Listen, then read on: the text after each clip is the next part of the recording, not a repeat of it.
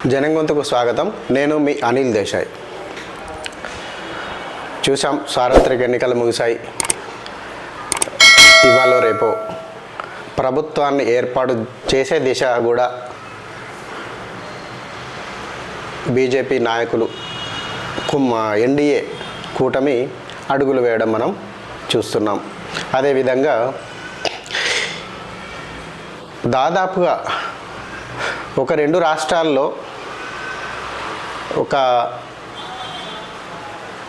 విపరీతమైన హామీలతో 2 సంఘటనలు ముందుకు రావడం జరిగింది. 2 సంఘటనలు మనకు కనిపించడం జరిగింది. అవి ఒకటి, పాట్నాలో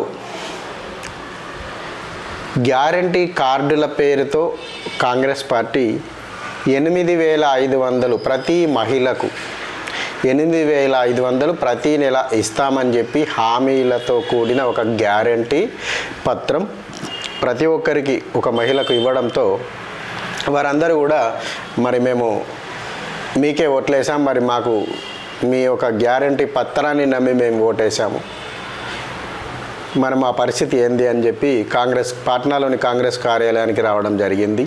అదేవిధంగా కర్ణాటకలో కూడా ప్రతి మహిళకు ₹1,00,000 ఇస్తామనడంతో వాళ్ళు సీరియస్గా తీసుకొని బ్యాంకుల్లో, పోస్ట్ ఆఫీస్లో ఖాతాలు తెరవడం జరిగింది. ఇప్పుడు వీరంతా మా పరిస్థితి ఏంది అని చెప్పి విమర్శిస్తున్నారు. సరే, ఏదైనా ఒక ప్రభుత్వం ఒక హామీ, ఒక పార్టీ రాజకీయ పార్టీ స్వలాభం కోసమో లేదా రాజకీయంగా అధికారం చేజిక్కించుకోవడానికో ఇస్తున్న హామీలు కూడా ప్రజలు గమనించాల్సిన అవసరం ఉంటుంది. ఆ ఇచ్చే హామీలు అమలు అయ్యేటియా కాదా ఖచ్చితంగా చూసుకోవాల్సిన అవసరం ఉంది. ప్రతి మహిళకు 8,500 చొప్పున అంటే దాదాపు మన దేశంలో 90 కోట్ల మంది ఓటర్లు ఉన్నారు. అందులో సగం మంది మహిళలు అనుకుంటే 45,000 కోట్ల మందికి ప్రతి నెల 8,500 ఇవ్వడం సాధ్యమేనా? దానికి ఎంత బడ్జెట్ కావాలి? ఎన్ని లక్షల కోట్ల రూపాయలు కావాలి? అవి ఎక్కడి నుంచి తెస్తారు అనే ఆలోచన లేకుండా అవివేకంగా గుడ్డిగా నమ్మడం కూడా ఓటర్ల తప్పు ఇక్కడ. సరే, అది పక్కకు పెట్టండి. ఇప్పుడైతే రేపు ఎన్డీఏ ప్రభుత్వం కొలువు తీరనున్న దృష్ట్యా ఈ ఎన్డీఏ ప్రభుత్వంపై అనేక సవాళ్ళు ఉన్నాయి. ఎందుకంటే మునుపు గత 2019 ప్రభుత్వంలో కూటమితో సంబంధం లేకుండా సొంతంగా మెజారిటీ దిశగా బీజేపీ పార్టీ రావడం జరిగింది. కానీ నేడు అలాంటి పరిస్థితి లేకుండా కూటమిలోని ఇతర ప్రాంతీయ పార్టీలపై ఆధారపడి తన ప్రభుత్వాన్ని నడిపే స్థితిలో ఇప్పుడున్న ఎన్డీఏ ప్రభుత్వం ఉంది. అయితే మన భారతదేశంలో దాదాపు పివి నరసింహారావు కాలం నుండి చంద్రశేఖర్ ఆజాద్ కాలంలో నుండి చంద్రశేఖర్ కాలం నుండి కూడా సంకీర్ణ ప్రభుత్వాలు మనకు చూస్తున్నాం. వాజ్పేయి కాలంలో కూడా మనం సంకీర్ణ ప్రభుత్వాన్ని చూడడం జరిగింది. కేవలం ఒకే ఒక ఓటుతో ఆ రోజు వాజ్పేయి ప్రభుత్వం కేవలం 13 రోజుల పాలనతో ఓడిపోవడాన్ని కూడా మనం చూడడం జరిగింది. అయితే ప్రస్తుతం ఉన్న ఎన్డీఏ ప్రభుత్వానికి అలాంటి డోకా అట్లాంటి పరిస్థితి వస్తుందని భయం ఏమాత్రం అవసరం లేదు. ఎందుకంటే మెజారిటీ ఆ రోజు ఒకటే ఓటు తక్కువడం వల్ల ఆ రోజు నష్టం జరిగింది ప్రభుత్వానికి. కానీ ఈరోజు ఒకవేళ టీడీపీ తెలుగుదేశం నితీష్ కుమార్లు కూడా అంటే ఎన్డీఏ ప్రభుత్వంలో ఉన్న ప్రధాన భాగస్వామ్య పక్షాలైన ఎన్డీఏ మరియు నితీష్ కుమార్ కూడా ఒకవేళ కాంగ్రెస్ వైపు, కూటమి వైపు మొగ్గినప్పటికీ కూడా తమ కూటమికి వచ్చిన నష్టమేం లేదు. ఇతర పక్షాల సహాయం తీసుకొని మేము ప్రభుత్వాన్ని ఏర్పాటు చేస్తాం అని చెప్పి వారు చెబుతున్నారు. ఆ విషయంలో వారికి సంబంధించిన విషయాన్ని వారికే వదిలేద్దాం. అయితే ప్రభుత్వం కొలువుదీరనున్న దృష్ట్యా ఎన్డీఏ ప్రభుత్వం గతంలో మోడీ మనకు అనేక హామీలు ఇవ్వడం జరిగింది. ఒక క్రమబద్ధమైన లక్ష్యాలను మేము చేరుకుంటాం, ఆ లక్ష్యాలలో ప్రధానమైన అంశాలు ఖచ్చితంగా మేము ఉన్న రోజుల్లో అవి మాకు పూర్వకాలంలో నష్టం జరిగించే అంశాలు అయినప్పటికీ కూడా మేము ఏవైతే మేము లక్ష్యాలు నిర్దేశించుకున్నామో ఆ లక్ష్యాలను ఖచ్చితంగా మేము నెరవేర్చే పోతామని చెప్పేసి వారు చెప్పడం జరిగింది. 2004 ప్రభుత్వంలో ఏదైతే 370 ఆర్టికల్ను రద్దు చేస్తామని వారు హామీ ఇవ్వడం జరిగిందో అదేవిధంగా దానికి అనుగుణంగానే మనకు 2019 ఎలక్షన్ల తర్వాత గత ఎన్డీఏ ప్రభుత్వంలో 370 ఆర్టికల్ను రద్దు చేయడం జరిగింది. అదేవిధంగా సిఏఏను కూడా తీసుకొస్తామని వారు ఇచ్చిన హామీల్లో భాగంగా సిటిజన్షిప్ అమెండ్మెంట్ యాక్ట్ని కూడా తీసుకురావడం జరిగింది. ఈ యాక్ట్లో ప్రధానమైన అంశం యాక్ట్ను తీసుకురావడం ఇంకా కాదు, పాకిస్తాన్లో ఎవరైతే మతపరమైన బాధలు ఎదుర్కొన్నారో అక్కడ బ్రతకలేక మా భారత్ రావడం జరిగింది. వారికి కూడా ఒక 14 మందికి గత నెలలోనే పౌరసత్వం ఇప్పించడం జరిగింది ఆ సిఏఏ చట్టం యొక్క ఆధారంగా. అయితే ఇప్పుడు ఇంకా కూడా మోడీ గతంలో ఇచ్చిన హామీల్లో చాలా వరకు పెండింగ్లో ఉన్నాయి. అందులో మనం కొన్ని అంశాలను ప్రధానంగా తీసుకొని ఈరోజు మాట్లాడుకుందాం. అందులో భాగాన్ని వారు పదే చెప్తున్న ప్రధానమైన అంశం భారతదేశాన్ని 2029 వరకల్లా 3వ ప్రపంచ ఆర్థిక శక్తిగా మలచడం అనేది చెబుతున్నారు. గతంలో 2014 ముందు కింది నుంచి 5వ స్థానంలో ఉన్న భారతదేశం యొక్క ఆర్థిక వ్యవస్థను మేము పైనుంచి 5వ స్థానంలోకి తీసుకురావడం జరిగింది. అదేవిధంగా ఈ ప్రభుత్వంలో మళ్ళీ అధికారం ఇస్తే మాకు 3వసారి కూడా మాకు అధికారం ఇచ్చినట్లయితే 3వ ప్రపంచ ఆర్థిక శక్తిగా భారత్ని తీసుకెళ్తాం అని చెప్పేసి వారు ప్రధానమైన హామీ ఇవ్వడం జరిగింది. అది కూడా ఈ కూటమితో సొంత మెజారిటీ కన్నా కూటమితో ఈ స్థానాన్ని చేరుకోవడం ఎంతవరకు అనేది ప్రధానమైన క్వశ్చన్ మార్క్. అదేవిధంగా చాన్నాళ్ళుగా భారతదేశం యావత్తు ఎదురు చూస్తున్న ఏదైతే బీజేపీ సపోర్టర్స్ కానీ హిందుత్వ సపోర్టర్స్ కానీ లేకపోతే దేశీయ అభిమానులు కానీ చూస్తున్న అంశాల్లో ప్రధానమైనది పాక్ ఆక్రమిత కాశ్మీర్ను తిరిగి స్వాధీనం చేసుకోవడం. ఇది దేశం యావత్తు ఎదురు చూస్తున్న కళ. ఏనాడైతే 1947లో కాంగ్రెస్ పార్టీ నెహ్రూ హయాంలో జరిగిన విభజనల అనంతరం జరిగిన అల్లర్లలో పాకిస్తాన్ ఏదైతే మన దేశం నుండి అక్రమంగా స్వాధీనం చేసుకొని తన గుప్పిట్లో పెట్టుకుందో ఆ ప్రాంతాన్ని తిరిగి తీసుకోవడం అనేది గత 75 సంవత్సరాలుగా ఉన్న భారతీయుల కళ. కానీ ఇది కాంగ్రెస్ పార్టీ ఏనాడు కూడా ఈ అంశాన్ని మనకు చెప్పలేదు, కనీసం ఆ ఆలోచన కూడా రానివ్వలేదు. కానీ బీజేపీ యొక్క పార్టీ తన సిద్ధాంతంలో మేనిఫెస్టోలో పాక్ ఆక్రమిత కాశ్మీర్ను తిరిగి స్వాధీనం చేసుకునే అంశాన్ని చేర్చడం జరిగింది.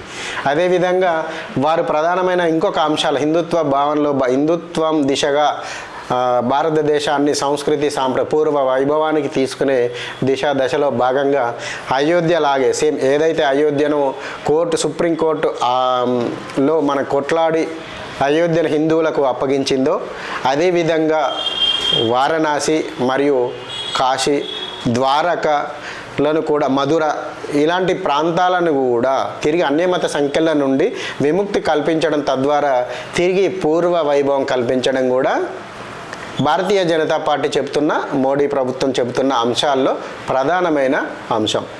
అదేవిధంగా ఎన్ఆర్సీ అమలు చేయడం. గత బ్రిటిష్ ప్రభుత్వం కాలం నుండి కూడా భారతదేశంలో అనేక మంది దాదాపు ఈశాన్య రాష్ట్రాల్లోనైతే నల్లమందు కేవలం పాపి పంటను పండించడానికి మయన్మార్ నుంచి కూలీలను తీసుకొచ్చి ఇక్కడ స్థిర నివాసాలు ఏర్పరిచి వారికి మన దేశపు సంబంధించిన భూభాగంలో కూడా హక్కులను కల్పించడం అనే విధం తీసుకొచ్చి అనేక రకాలైన అక్కడ ఒక రకమైన స్థానికేతరులకు మధ్య ఒక విధమైన భేదాభిప్రాయాన్ని పెంచి పోషించింది. అయితే ఇది ఎన్ఆర్సీ తీసుకురావడం ద్వారా ఇలాంటి వారిలో దాదాపు భారతదేశంలో 6 కోట్ల మంది ప్రజలు మన దేశానికి సంబంధించని వారు అనధికారికంగా నివసిస్తున్నారని ఒక అంచనా ఉంది.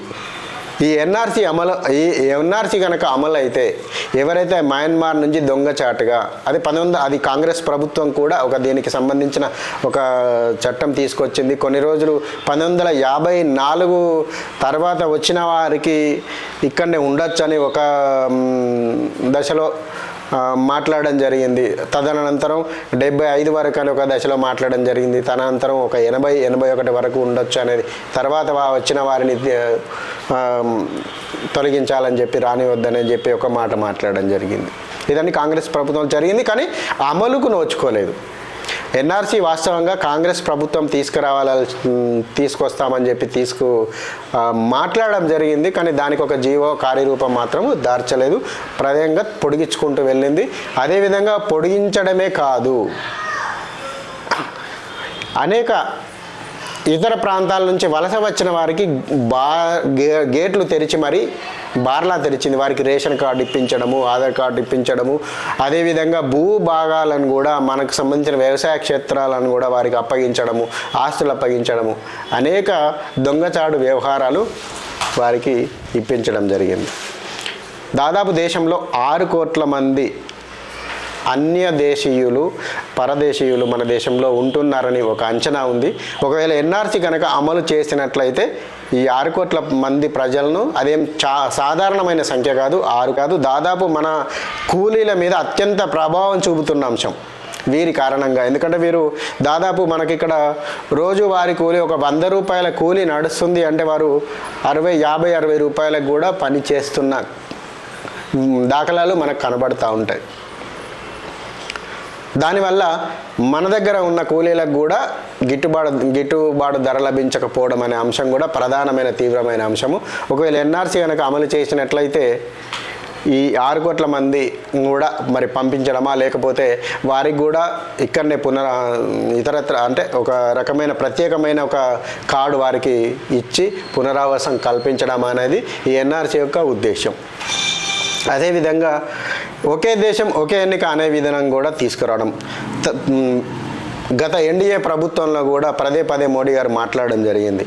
ఒకే దేశం ఒకే ఎన్నిక అనే విధానాన్ని తీసుకురావడం వల్ల దాదాపు వేల కోట్ల రూపాయల ఎన్నికల కోసం ఖర్చు మనకు తగ్గుతుంది, తద్వారా డబ్బులు మిగులుతాయి అనే అంశం వారు మాట్లాడడం జరిగింది. ఒకవేళ ఒకే దేశం ఒకే ఎన్నిక అనే విధానాన్ని కనుక తీసుకురావడానికి ముందట పోయినట్లయితే దాదాపుగా కొన్ని స్థానిక రాజకీయ పార్టీల అవసరాలు ఇందులో కొంచెం తీవ్ర నష్టానికి గురయ్యే అంశాలు ఉన్నందున ఇది ఎంతవరకు సాధ్యమవుతుంది అనేది మనము వేచి చూడాల్సిన అంశం. దానికి భాగస్వామ్య పక్షాలు సహకరించవా, ఒకవేళ సహకరిస్తే ఇంకేదైనా మార్పులు చేర్పులు కోరుతాయా, ఈ అంశాన్ని మాత్రము తీసుకోవాల్సిన జరిగే అవకాశం ఉంది. అదేవిధంగా ఏదైతే 10 సంవత్సరాలుగా భారతదేశంలో యావత్తు శాంతి భద్రతలు ఎలాగైతే ప్రశాంతంగా ఉన్నాయో ఇదే శాంతి భద్రతలను తిరిగి కొనసాగించడము, అదే కాపాడము. ఎందుకంటే ఇప్పుడు ఇంకా కూడా చీకటి శక్తులు అనుకోవద్దు, ఇక్కడ ప్రతిపక్షాలకు కొంచెం బలం అనేది పెరగడం జరిగింది. ఈ ప్రతిపక్షం కూడా ఎప్పుడైతే ప్రభుత్వాన్ని కూల్చడానికి కూడా చాలా వరకు ట్రై చేస్తూ ఉంటాయి. ఈ ప్రతిపక్షాలు కూడా తాము అధికారంలో ఉన్న పక్షాలను కూల్చివేసి తాము అధికారంలోకి రావడానికి అనేక దారులు. ఒకప్పుడైతే నీతి నిజాయితీతో కూడిన యుద్ధాలు చేసేవారు. నిరాయుధునిపై యుద్ధం చేయొద్దు అనే క్లాజు మన పూర్వకాలంలో ఉండేది, కానీ రాను ఏమైంది, నిరాయుధుని చేసి చంపడమే యుద్ధం అనేది వచ్చింది ఇప్పుడు. అట్లాంటి పరిస్థితుల్లో ప్రతిపక్షాలు కూడా అనేక కుయుక్తులు, అనేక చీకటి ప్రయోగాలు కూడా చేస్తూ, అంటే ప్రజలను మభ్యపెట్టే రకంగా తప్పుదారి పట్టించే విధంగా కూడా ప్రయోగాలు చేస్తూ ప్రభుత్వాలను కూల్చే అవకాశాలను వెతుక్కోవచ్చు. అంటే దీనివల్ల కొంత చీకటి శక్తులకు కూడా నేను అనేది దీంట్లో ఉద్దేశం ఏంటంటే ఈ అవకాశాన్ని చీకటి శక్తులు, మాఫియా శక్తులు ఖచ్చితంగా ఉపయోగించుకుంటాయి. దాని భ్రమలో ప్రతిపక్షాలు కనుక పడినట్లయితే దేశంలో శాంతి భద్రతలు చెడిపోయే అవకాశం కూడా ఉంటుంది.